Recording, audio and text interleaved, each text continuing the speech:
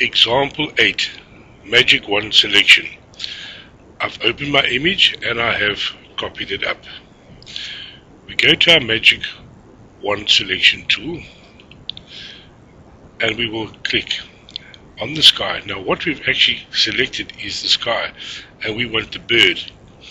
So all we do is we invert our selection. Select and we will inverse. Now we have got the bird. If we want to just come in a little bit tighter, we can refine edge and we can shift the edge under adjust edge. And we can just drag it down a little bit and it'll make it just a touch tighter. And we say okay, and now we will Control J up our selection, close the eye, and there we have our bird.